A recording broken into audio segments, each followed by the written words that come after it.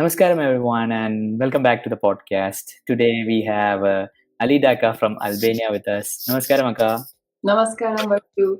Yes, Akka. How are you doing, and how is Isha Institute of Inner Sciences? Doing great. I've been here since last August, so it's about a year almost being here. And it's been quite a beautiful year so far, but I feel it's just been a warm-up for what's yet about to come, for what's yet about to happen here.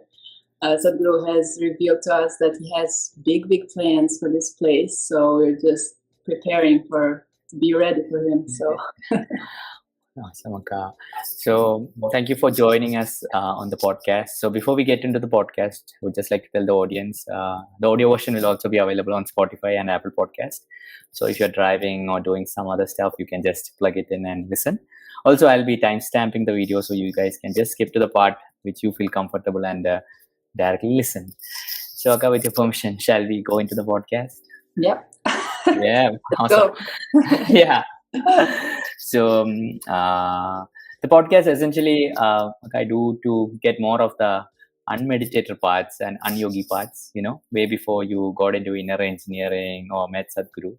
Because I personally feel getting to know a person more, getting to know a seeker's journey is very supportive. Firstly, for me, it is very supportive. And I see a lot of my audience also love to listen to other meditators and their story, as it helps them in their own journey with their sadhana, their struggles, because it's not always happiness, joy, and bliss. There are a lot of struggles, and a lot of things keep on popping back. So it feels, somewhat supportive to a lot of us.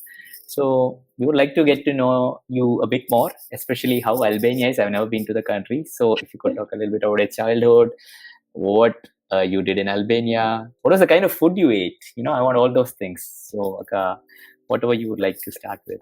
Sure. Okay, I'll start by introducing Albania a little bit first. It's a very small country in the Mediterranean Sea. It's next to Greece, Italy, Montenegro, Macedonia, in that area. And it has a very ancient history and culture. I found very similarities with Indian culture for a lot of things, at least from what I've heard from Sadhguru, saying that if you move, I don't know how many kilometers, he says, from one area to another, you will find a completely new way of speaking, a new way of clothing, a new way of singing, dancing, all those things. And that's very true about Albania also, even though it's a very small country. It's about 3 million people maximum, but less than that. So. But it used to be much bigger, and it's been split into other countries because of many invasions throughout history and being in war a lot. So it's a very beautiful country as a nature. It's very rich and beautiful. Unfortunately, it's been not treated very well by human beings. By Albanians themselves, but also, like I said, thousands of years of invasions. The richness of the country has been transported outside a lot and stolen a lot and abused a lot. So in that sense, the land itself has tremendous suffering, I can say. But the people nowadays, unfortunately, most of Albanians want to leave Albania because of lack of economical opportunities, financial struggles, and better opportunities abroad. It's a very youthful country, and most of the youth is very well educated. So they just want to leave and make their lives happen in a better way elsewhere. Unfortunately.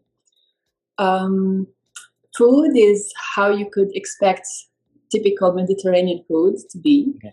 It's very, very nutritious and very delicious, very colorful. Is it vegetarian or non-vegetarian more? It's non-vegetarian. Oh, what was your favorite non-vegetarian food?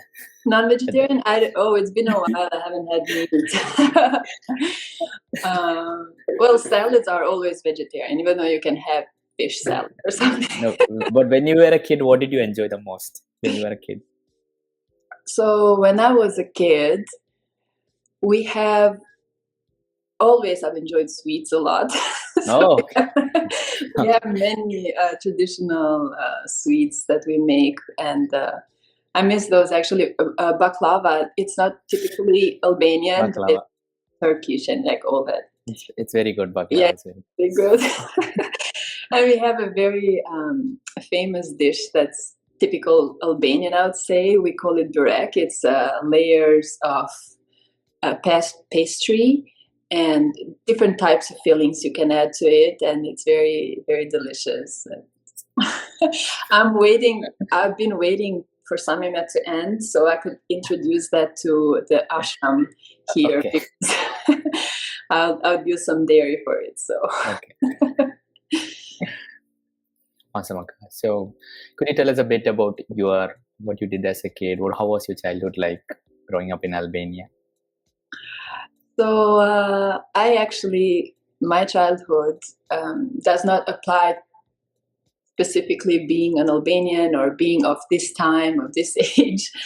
It belongs more to a time and place maybe of that you could find in books of many centuries ago. Okay. I grew up in a small village in northern Albania, and so growing up in a village like that, we faced many difficulties. Like we did not have electricity all the time. For many hours on a day, power would go out. We did not have running water inside the house. We had to walk far away to get drinking water or water for daily chores, to do the housework. For everything, we had to carry the water from far away, bring it home. We did not have heat in the house.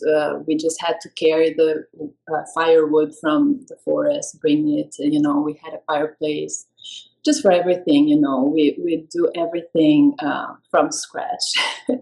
We did a lot of farming just for our basic needs, to secure the food for survival. Like we had cows, we had chickens, and all those things.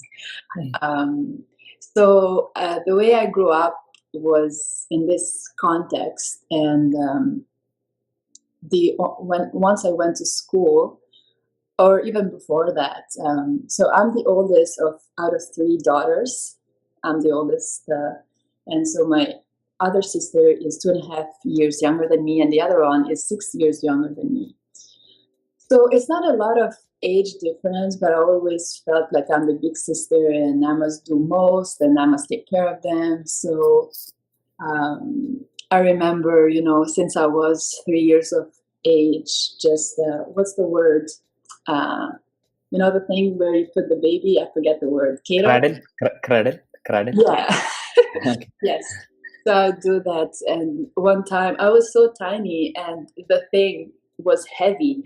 So I just rolled with it and I started crying because I was so worried for my sister. Like, did I hurt her? How is she doing? I started crying loudly to get people's attention. But by the time I was 5, I was able to do all the housework and I was able to even cook. I would make bread. I would make so many things, by the age of 5. Because it was so needed in the family. Like my mom was really struggling. So I grew up, just rushing to grow up so that I could be helpful and I could be useful. My dad, when I was 2.5, right when my other sister was born, he was working as a cop and he got shot doing his job, and he's handicapped since then. So, he became very depressed and abused with alcohol a little bit, quite a lot actually. But so, it was a very difficult childhood, and I saw myself as the only helping hand for my mom and for my dad, of course, and for my sisters.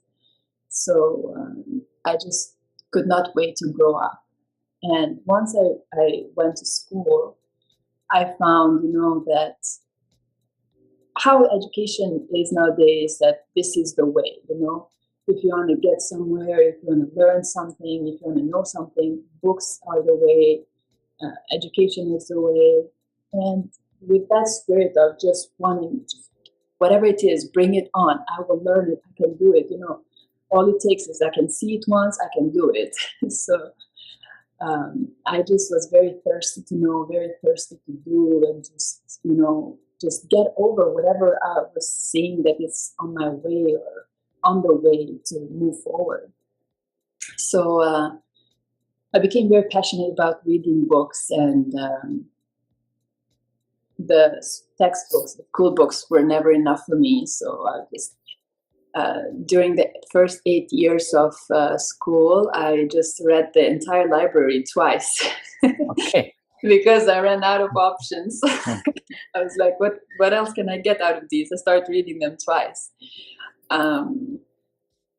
So, but at a very early age, I had so many questions, and I started to realize that even the books that are, held like a place where you can dig for truth and you can find answers, are not really it. And so I started to, one thing about, how I would spend my time, I did not really spend much time with friends of my age.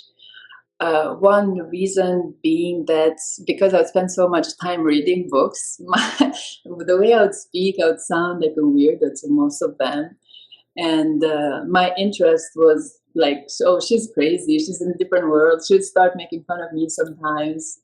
But also, I could not learn a lot. Like, my interest was, what can I learn? So I would hang out with adults mostly, or I would just spend most of my time alone. And I started writing when I was very little also, because I would just be wondering, like, my mom would try to put us to sleep in the afternoon, especially during summer when the day was long. And I would pretend like I was going to sleep until she would fall asleep. And then I would just go outside, climb a tree, and just wander there. And just I would write poetries or whatever like that. So those were like the first years of my life. When I was 8 years old, I was sent to my uncle's house in another town because their daughter went to university, and so they had more space in their house to host somebody. And my parents thought, one less person to feed in the family. So they sent me there. And also other summers, I was there only for 1 year, but also other summers, I would just go to my grandparents and to help them out, because they were also very old and living on their own and just had a lot to do. So I just go to help them out. So I very early, I grew up with the sense of family is not, I can be alone. I'm not, I don't need my parents, or I don't need anybody. I had this sense of I'm fine anywhere, and wherever I am, I just see how to adapt there and what's available for me, what can I do, and I just do that. It went, even though it was very, very difficult in many ways, just physical difficulties of, doing so much work. Like, I would go to school and then I'd come back home and just do a lot of housework or whatever was needed. And also, mentally it was not difficult, because still I had hope that, okay, I'm not finding answers, but there must be somewhere if I just keep doing this more, if I keep searching and seeking more. So even though it was difficult, those first years went smooth. About 11 years, first 11 years of my life went pretty smooth. I grew up in a Christian family, Catholic family, and my mom was very religious. And so I was also going to church because that was another means for me to, seek answers. And so I had many questions, and, we would read the Bible and we would interpret it and all that stuff. And I just realized there's so much nonsense there, and they were just getting us all together as kids bringing a ball so we could play with each other. They would give us some sweets or something, like a biscuit or something. Just, I realized that this is just a way to get us, and it's not really it. So by the age of 11, I stopped going to church also. And then I became fully into philosophy by the age of 11. I started reading Greek philosophers, and so... Is it? Yeah. At the age of 11 only? Okay. So I feel like because I started so early, to read that kind of heavy stuff, it kind of twisted my brain in a way, but maybe not. I'm not sure. But nothing that was life was very appealing to me. Even though, I could see that when I would let go of all the searching, all the seeking in my mind, I could be so involved that I could really feel life. But most of the time I was in my head at a very early age, just thinking a lot and analyzing a lot. And, once I started to get in this mode, as I moved into teenage, it started to have a more negative impact than a positive impact, because I started to use it in a more rebellious way and getting more and more angry within myself because I wasn't able to find any answers. What were you exactly seeking for? What was the question that you were looking for an answer? Or were there no question but just a seeking? There were actually, the main question that I always remember having had to do with death. Because I saw people dying, or dead people. And I remember this actually. I was in the funeral and I would just be thinking, I'd be looking at the dead body and I'd just be thinking, like, where is that life that was keeping this body going? I could see that this body was going to rot. It was going into earth and it was not going to be anymore. What about that life that was in this body? Like that person that I knew who was in this body. I could see it's just a body now. What about that person that I know? Where is that person? So I'll just be like in deep thought and contemplation and seeing all the people crying. And I'm like, what are they really crying about? Like, are they crying because of themselves? Like because of how they feel now that that person is not in their lives anymore? Or are they crying because they feel something? That I was just so many questions in my mind. So I'll just be staring like that. And some people like my aunt or some other people like that, they had this idea about me that I'm totally insensitive and I'm heartless because I'd be standing there and watching and not crying.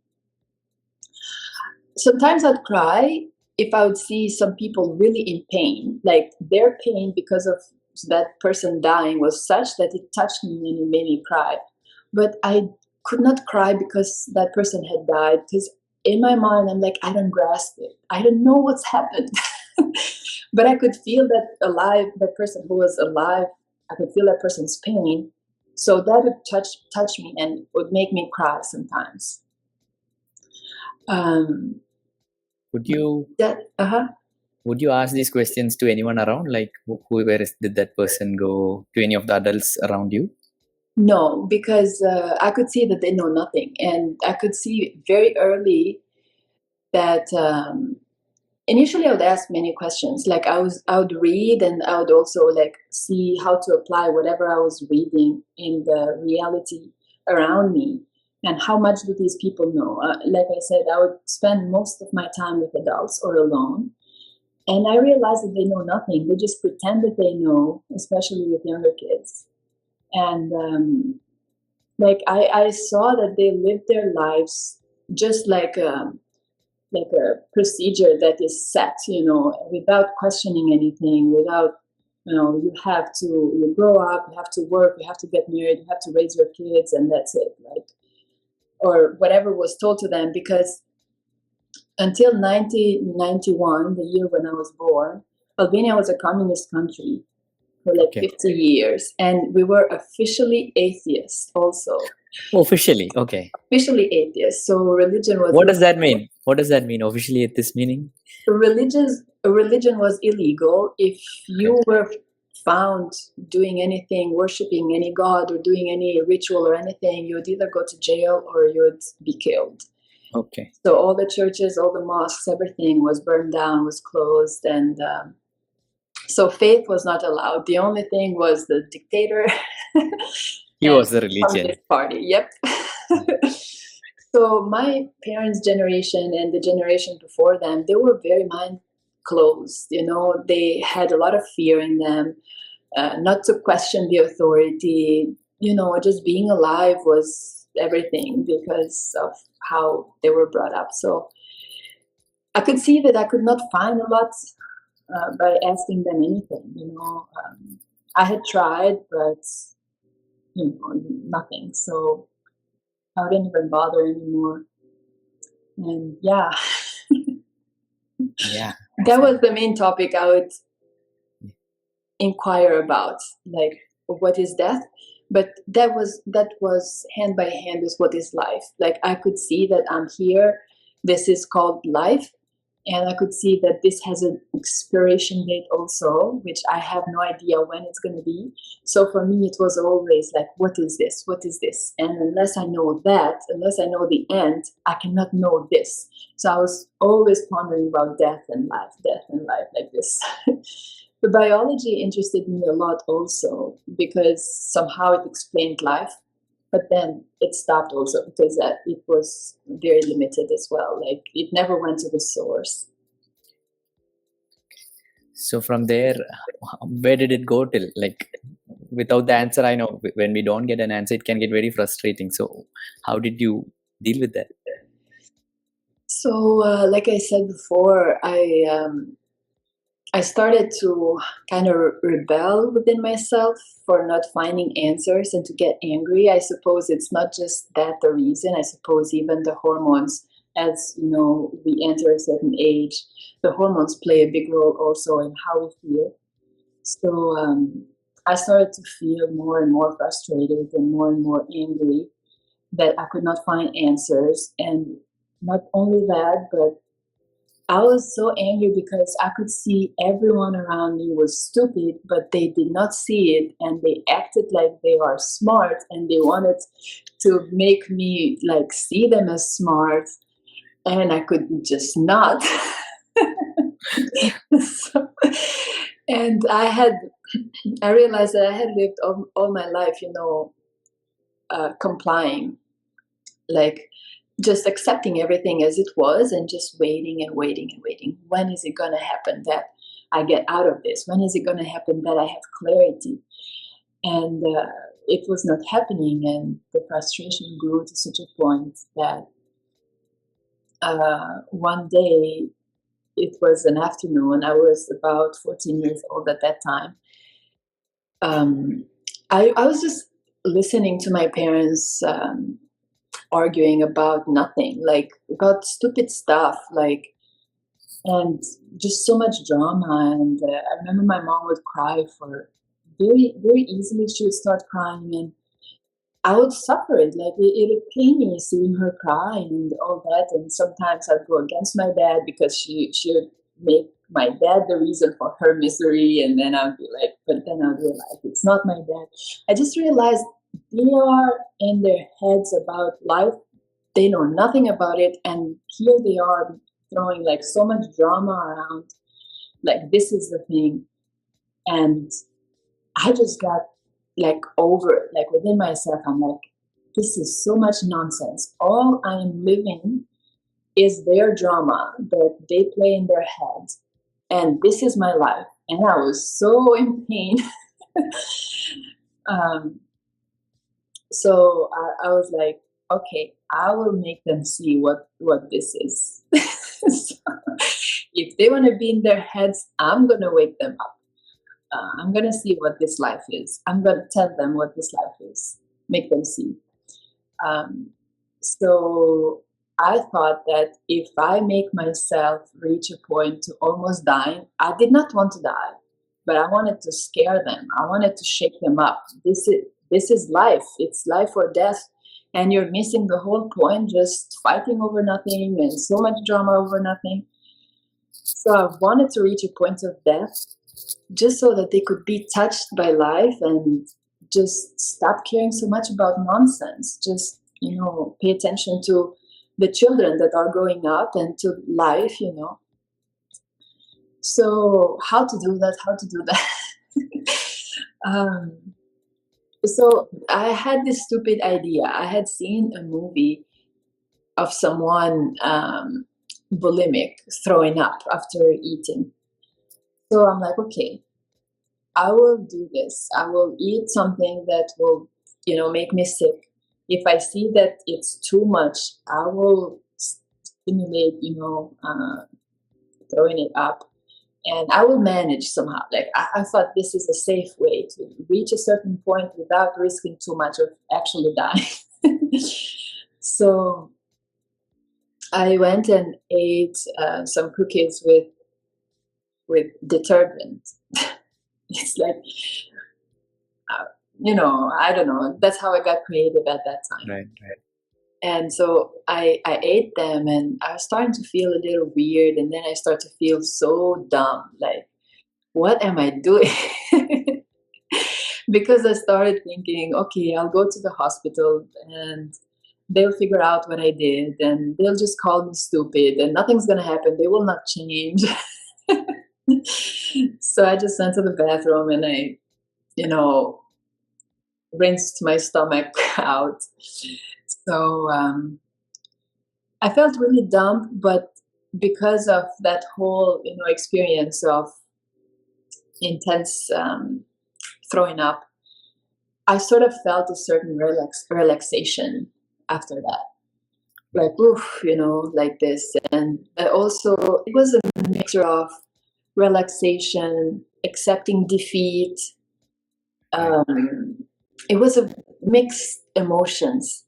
And that unfortunately became my go-to whenever I would feel that intense, urge to like break through something, like do something crazy.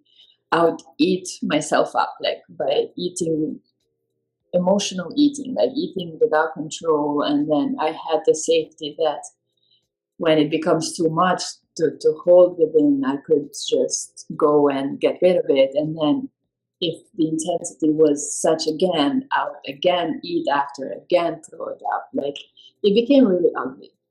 Could you give the audience a context of what bulimia is for those who don't know? Like, what is the general description of it? Yeah, so it's basically you eat and you don't keep the food in the body. You stimulate the act of throwing it up, of puking. So people may do it for various reasons. One of the reasons I did it also was because if I was to keep all that food in my body, I would get extremely fat in no time. Like, and I did not want that. Like, I wanted to look normal. I did not want to get any attention. This is always done in secrecy. Like, nobody has to know. Okay. It's a solution for a problem, and it's a very big problem on itself. So, yeah, people do it for that reason also, to manage their weight and their body shape. And so it's like an easy way of, not. That's the general idea. Yeah. Dieting. Yeah. But it can have, like, I remember many times when I would just bleed on the toilet, like from my throat. It was really, really bad. Many times I thought that I left my life there. Because the organs were going through so much struggle, through so much pressure, that I thought my brain was going to explode. I thought my heart was going to stop. I thought I don't know, like so many things felt like breaking within. It's very risky. Actually, it's the number one cause of death in all the mental disorders. Right. Okay. So it can cause organ failure a lot. Okay. So yeah, one thing is lack of nutrition, because you keep no nutrition in your body. Right. And another thing is the overstimulation over and over again. And on top of that, once I went to university, this kept happening for many years. From the age of 14 until I was about 25, this kept happening. Once I went to university, it became really, really bad, because I was substituting food. On top of doing this, I was substituting food with, nervous stimulants to just keep myself going and keep studying and doing whatever I had to do, work and all that.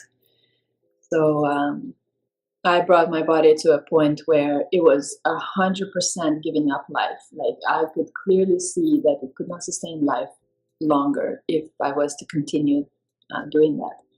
So luckily, that's when it stopped, but it was too late. So I really wish that for nobody, to reach that point, because there's no guarantee that you can cross that point and or you can recover. Like, it's like 50-50. Very much I could be dead now at this point. I could be dead now. Right.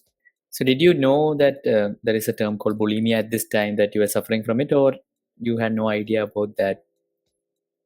I know it. I know what it was. I never searched about it because I could see that it is my doing. Like, I'm doing it. I'm using it as a way of escaping something else, even though it had become chemically almost impossible to give it up, because I had no other means of regulating my system at that time.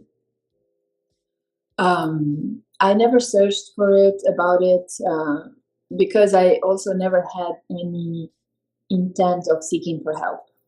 When it became extremely bad and so much acidity from the stomach was coming in the mouth again and again, my teeth started to deteriorate.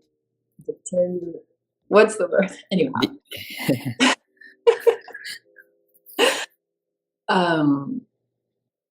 So at that time, I just told my boyfriend at the time that I'm struggling with something like this.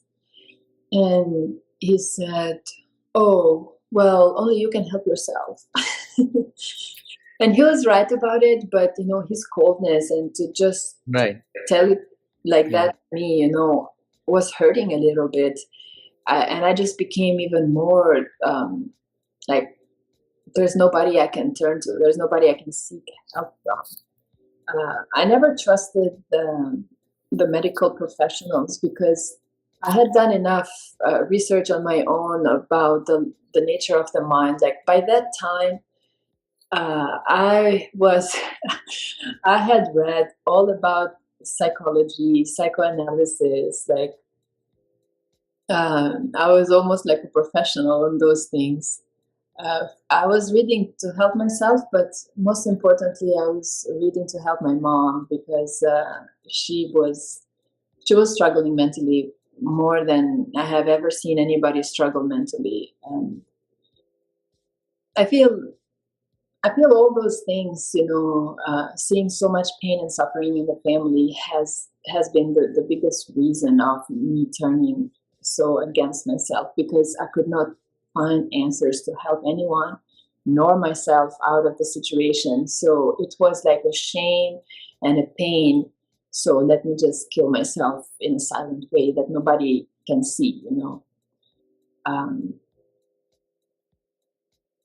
But yeah, I just kept keeping it to myself and feeling more and more desperate and defeated until, I reached that point, as I said before, that it felt like the end, and then, all it took was a moment of surrender to life, like that. Okay, I accept that I'm ignorant. I accept that I don't know. I accept that I cannot know. I accept whatever this life is. I can see that death is absolutely guaranteed, and I don't have to seek it because it's absolutely happening. Like I could see it happening.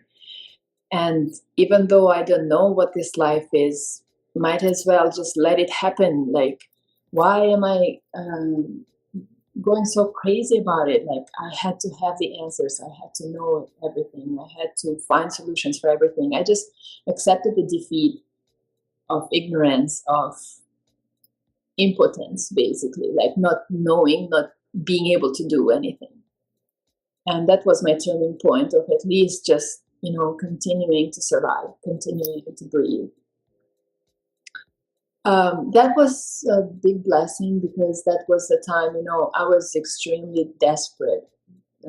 I accepted the defeat, but I could not be happy and and blissful after that. It was still very painful, so that's when I found Sadhguru, because the only thing I had never looked into was yoga. Because I was like such a doer. I can get the answers. There was no such thing for me as, falling into truth. I had to get it somehow. That was the only way. So I had never looked into yoga and meditation, and that was one day just crying so much.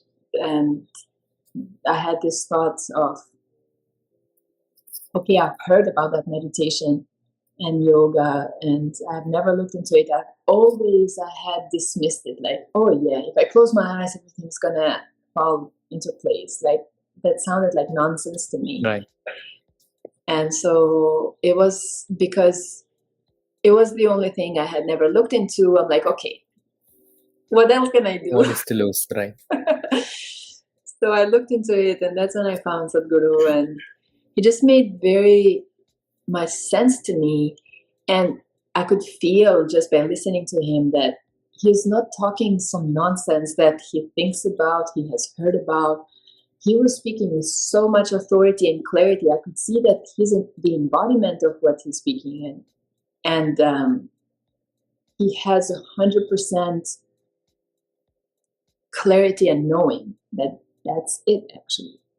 So it really intrigued me because I had never found anybody like that. Like all the philosophers I had read, all the psychologists, everyone I had listened to or read before, they went round and round and like just playing with words and never actually getting anywhere, and they had no clue where they're coming from, and like nothing.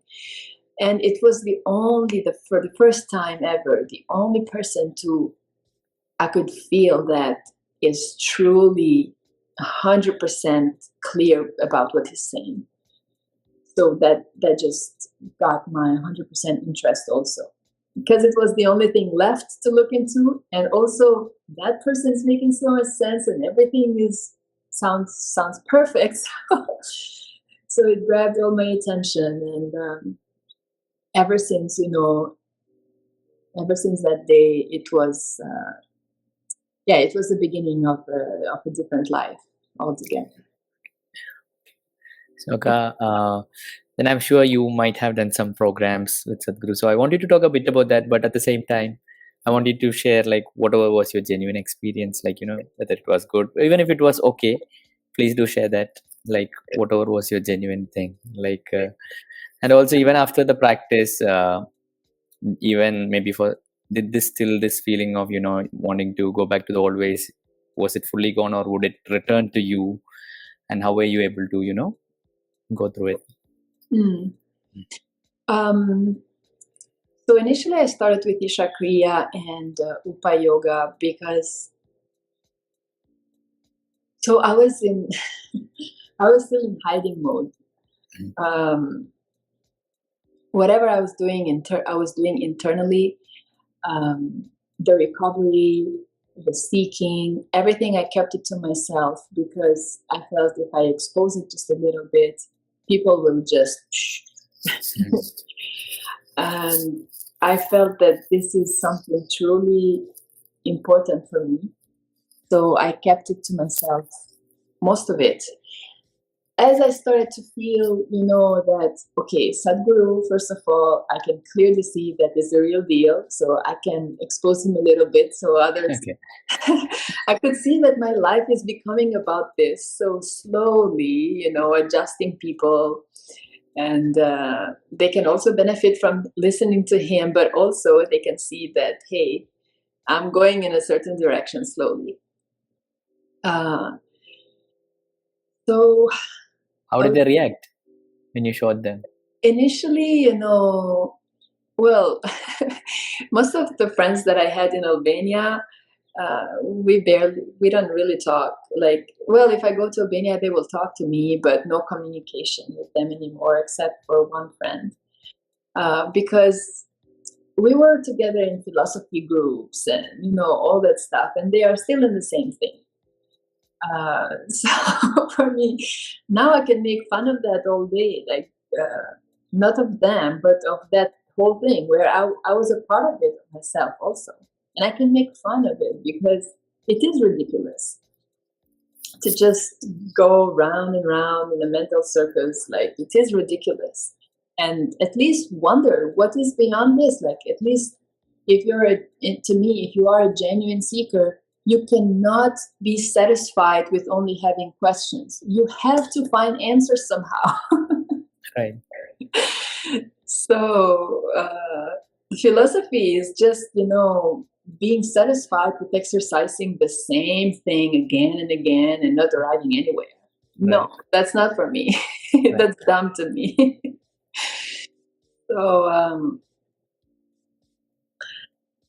So initially I felt like my friends were feeling a bit betrayed. In various conversations, they would be like, "Oh, looks like you have chosen your path for yourself, and looks like it's yoga for you now." Like,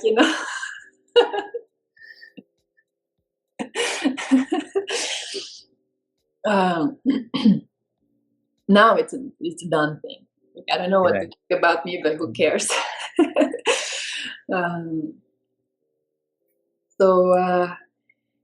As I was, practicing Isha Kriya, it did so much for me. Actually, I cannot even put into words. It's just a simple practice like Isha Kriya, which is available online for anybody. It doesn't need any teaching or any initiation or anything like that.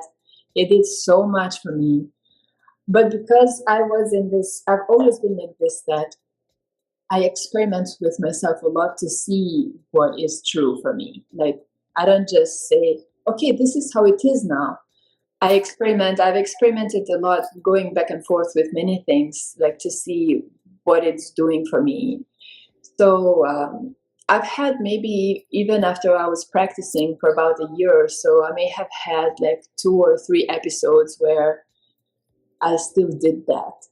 And because I felt the urge to do it, and I could see that if I want to stop myself, I can stop myself from doing it. But the only reason I would stop myself from doing it is because I religiously would think that this is wrong. But I did not want to just stop because I thought this is wrong.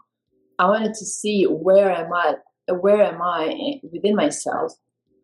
So I did it. And I saw within me like what the experience was, and I realized it's just dumb. It's nothing. It does not do it for me. I realized that the awareness, applying the awareness within me, would create that chemistry that I was looking for, and I was arriving at by doing that before. Just so much efficient and healthy and pro-life. So after that, it just naturally stopped because I arrived at a certain ease within me and for me, ease and clarity means the same thing because, I don't know, it's like if I'm at a certain state of ease, I also have clarity, but also if I have clarity, I'm at ease. It's like, if it's the same thing for me. So, experimenting with myself, seeing where is this and how does this work and all these things, and just arriving to this clarity, it just put everything into place. And after that, it's never happened again. I got initiated into inner engineering a year and a half after I started doing Shakriya Upa Yoga, and it's never happened ever again. So. Okay.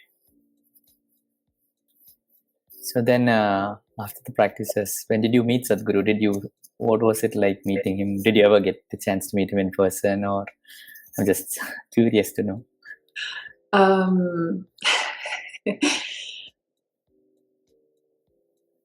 This is, you see, the relationship with Sadhguru, probably everyone relates to this. Like, the relationship with the Guru is the most intimate relationship that one can have in their lives. And it's very difficult to speak about it also. For me, very early, being on this path, I was very intense about this.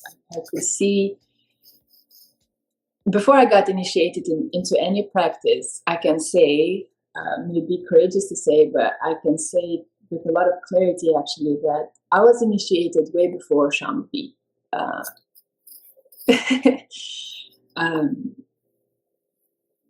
I could experience him wherever I was, and I just could see that whatever he was saying was absolutely true. And I felt at some point I wanted to just drop everything and just go to India without telling anything to anyone. And I just had this plan. I will not even call the ashram. I will just go there. And if they want to keep me for a month at the door waiting, that's fine, but I'll just go there.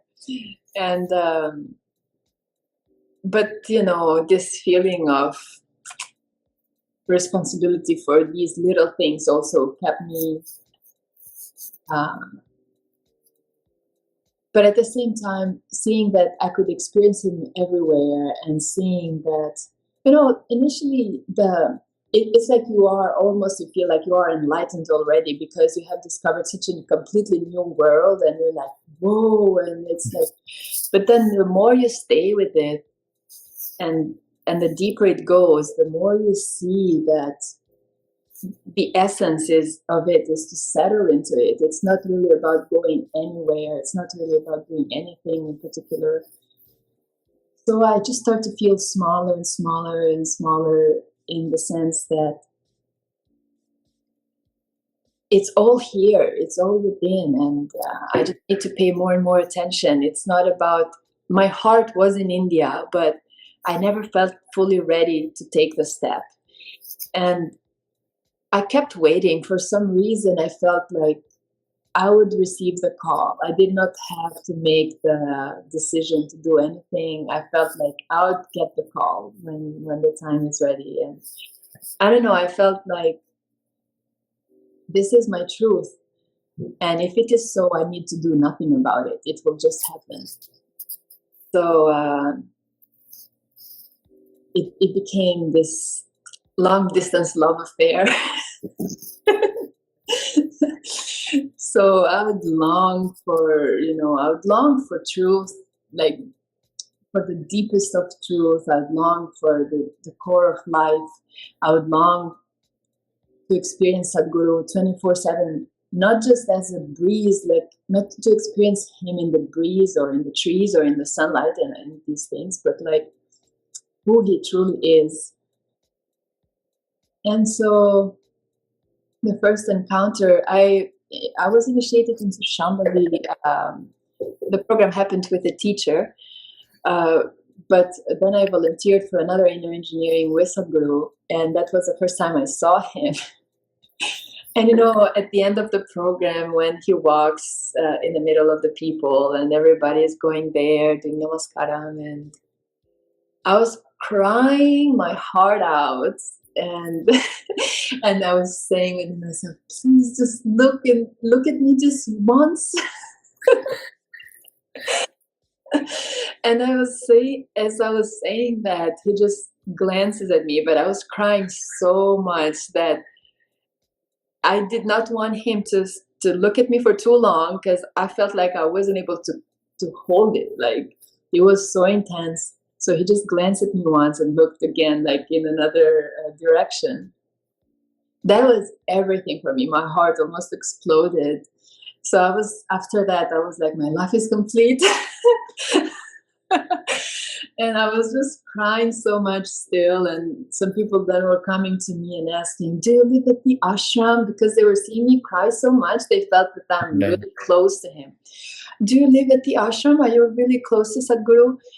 And that would make me cry even more, like, oh, you have no idea. So after that, I just kept doing my Shambhavi. I would hear about advanced programs. I never felt advanced enough to go for them. But also I was just like so pained by my ignorance that I was like, I don't need any experience to keep me on the path. I don't care about any experience. I've experienced enough pain and everything in my life, and I care nothing about it. It means nothing to me, whatever bliss or anything, I don't care. All I care about is truth. He has said that Shambhavi can take me all the way, so I will just work with Shambhavi. And so that lasted for a few years. And first time I came to the ashram here in Tennessee, he was on that spiritual journey across North America, traveling, visiting those Native Americans here. So it was pandemic time, COVID time, and whoever came to the ashram had to go through 2 weeks of quarantine first. And I was in my first week of quarantine when he came back from the journey. And all of us who were in quarantine had the privilege to be sitting very close to him in the darshan. And he was sitting there at the stairs of the abode, the abode of yoga. And I was staring at him, and I was like, am I going crazy? Or and maybe, I don't know if I should say such things, or you can cut it if you wish after, but I was seeing him, and I would see him as Kailash. I would see him as so many things. Like I was seeing nothing else, just him and so many things I was seeing in him. I was much more at ease at that time. I was not crying. I was very stable, very just sitting there and being. But after that,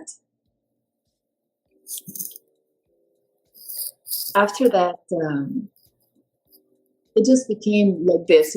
Whatever it is, whatever happens, I was just roll with it.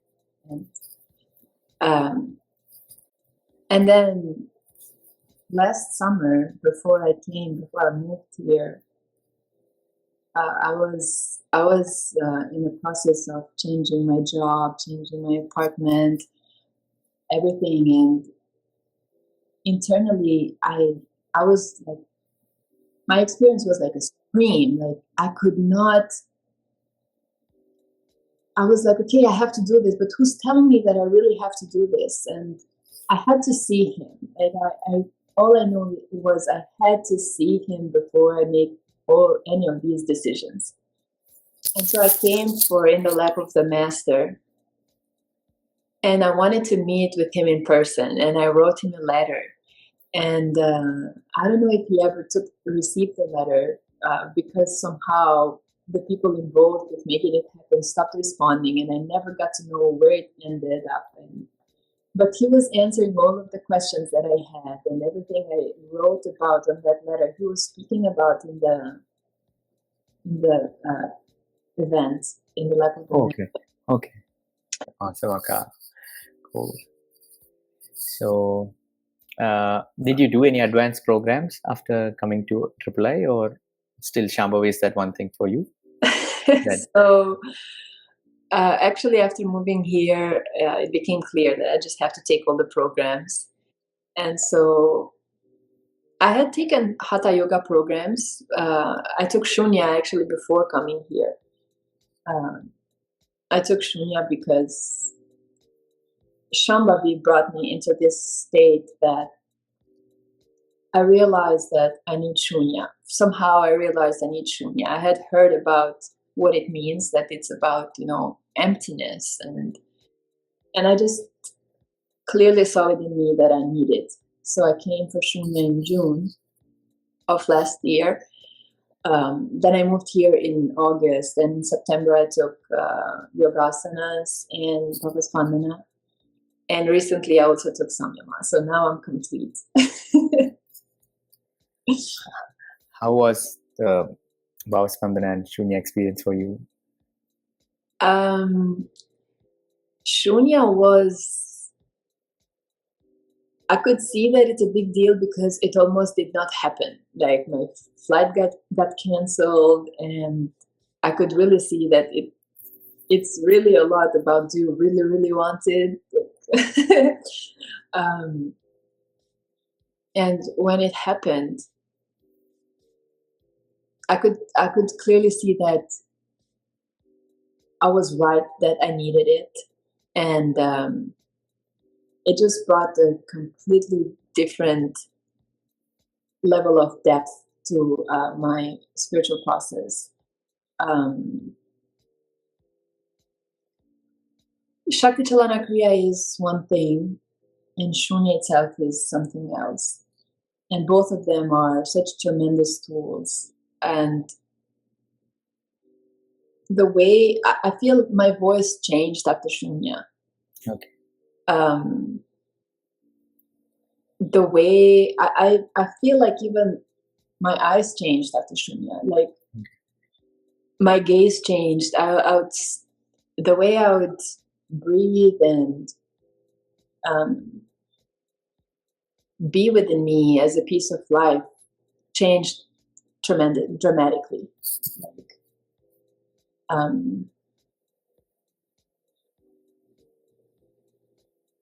It's very, very profound, very deep. Like how deep it can go. It's something that I can never speak about. Like I can never find words for it, but it just touched a completely different dimension within me.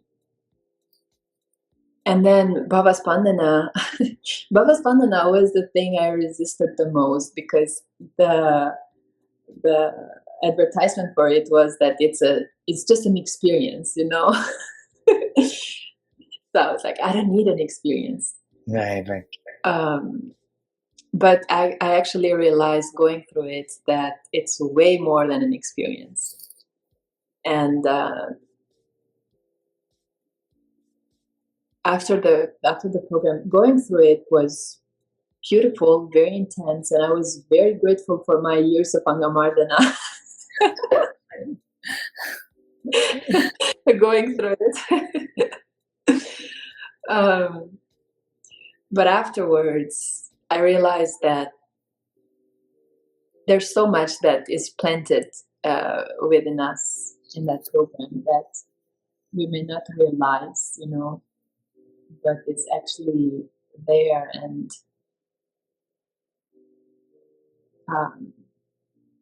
again, these things are really difficult to put into words, but way more than an experience. And the experience itself, again, it doesn't mean a whole lot for me, because I'm like this, like whatever happens, it's an experience, but there's more beyond that. But the possibility of what Bhavaspandana is, I feel it's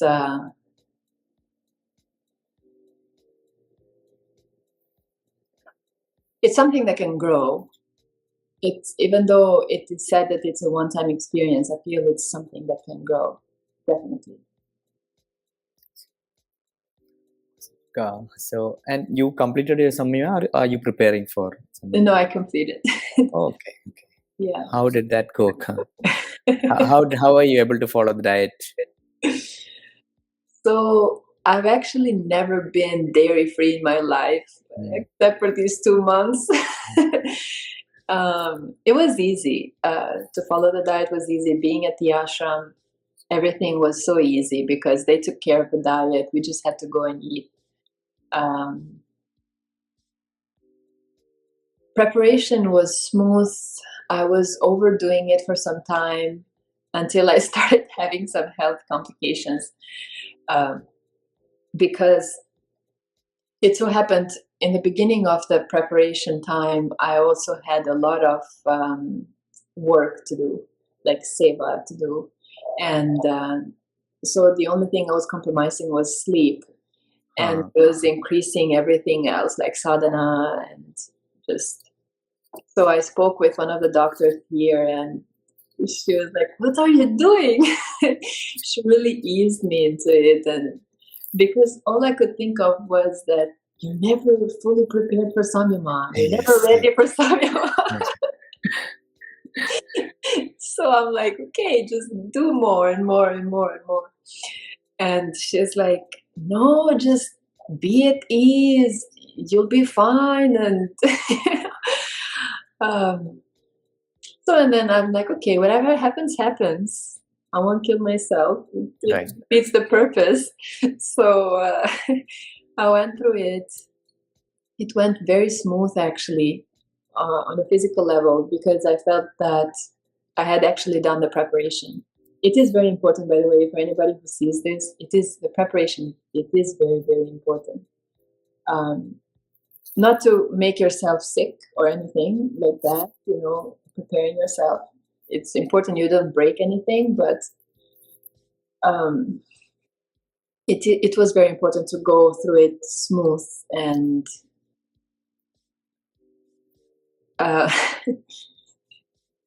going through Samyama, I feel people make a huge mistake when they speak anything at all about it, because I realize that it's such a subtle process that anything could spoil it. Anything that you hear about it, people's experiences.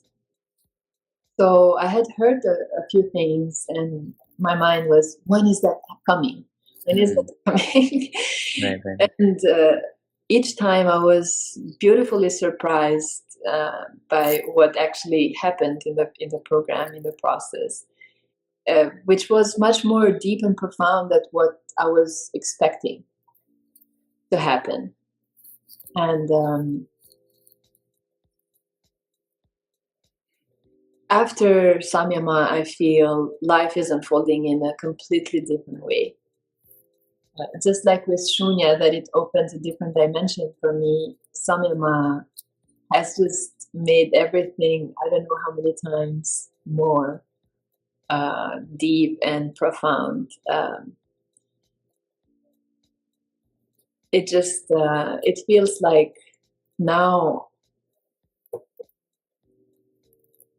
yes, there is more to uncover about life and to experience and to know and all that, but I feel like there's absolutely no need to go after anything.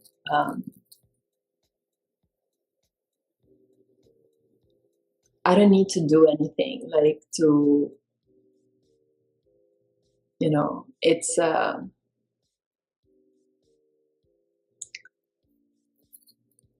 oh man, I don't know how to speak about it. But it has brought this ease that I have felt it before, that, okay, I don't have to do anything, I don't have to go anywhere. But at this time, it's on a different level. It's very much existential, and it's not just of the mind. It's everything is right here, Oh. Beautiful, Akka. So thank you for being so open and vulnerable with us. I'm sure a lot of young ladies or people will be listening to it. I hope it adds a lot of value to them. So what would be that one thing that you would like to tell a viewer who might be suffering from bulimia or any other eating disorder? They might be looking out. What would you like to tell that young person who is going through that? Because I'm thinking I've heard this mostly young people suffer from this, if I'm not... Yeah. What I can say to them is that there is life which is far beyond our understanding happening. And there is thoughts and emotions that we deal with on a daily basis. The relationship with food is very much life. And that relationship has actually nothing to do with the thought process and emotion. It's life-based. It's just how life functions. By making the mistake of mixing the two, we unfortunately may go against life and make the thought process way bigger than life. And only to realize that nothing is bigger than life, because life is so vast that it actually says, okay, if you want to end it, you can end it. It still goes on, but not in this body. So, given that death is absolutely guaranteed, to hold life with a sense of reverence, simply because you cannot grasp it, you don't know where it began and where it ends, is a sign of intelligence, first of all. And if your thoughts are coming on the way, just know that life is way more intelligence. To just see this is a sign of intelligence. So this should settle it, that no other thought process can become bigger than life. And once this is so, life knows how to take care of itself if you just allow it. So just don't ever make the thought process bigger than life. Awesome. So before we end the podcast, I've been listening to a few other podcasts, especially one by Heathana, and there's always a rapid fire round, just a fun element. Okay. So we're going into it. So are you ready? Ready. Yes. So your favorite non-spiritual book? Non-spiritual book? Mm-hmm. I don't know why I'm thinking of this. This is a rapid fire. Okay. The Adventures of, I don't know how you say your name in English, Tom Sawyer. It's in Albanian. Oh, it's an Albanian book. Okay. No, but it's translated in Albanian. I read it in Albanian. Okay. Yeah, guys, if I find the book, I'll link it in the description. Okay. Favorite spiritual book? Mystics Musings. Okay. Favorite music? Not Sounds of Drums. Okay. Favorite movie? Man, I never watch movies. Favorite movie? Okay, Titanic. Okay. Do you have a favorite series? What was that? With the Satan, the devil. The Devil. I don't know what. I think it's the devil only. This is this good-looking guy, and he's with a detective. Is that the one? Yes, that's at least what I think of right now. So. Yeah. Okay. Mountains or beaches? Mountains or beaches? Mountains. Okay. So your favorite food in the ashram? All prasadams. Okay. So the least favorite food in the ashram? Bitter gourd. So is there one friend that you always cherish, or you can depend always, even in the middle of the night? Is there a friend that you have, or someone, not a friend? I was expecting that. I was like, I shouldn't have said someone. Last question. Let's say everything is arranged for. Is there some place that you would like to visit and stay for some time? One place that you would like to travel to? Kailash. Okay, awesome, Akka. Hope Kailash happens for you. And where can the audience reach out to you if they want to message you? I'm sure you're very busy, but whenever you look, yeah, what should be the best place to reach out to you? So definitely not WhatsApp, unless somebody really has to speak with me, because I receive hundreds of messages hear Instagram would be fine, I think, right? Instagram would be a good way to reach out. I tend to read the messages, but it's not so crowded, so populated as WhatsApp for me. So Right. Okay, I'll link your Instagram in the description as well as anywhere all over the screen, hopefully. So thank you, Akka. Thank you for being on the podcast. Thank you for having me. It was a pleasure interacting with you and sharing. Thank you. Thank you. Namaskar.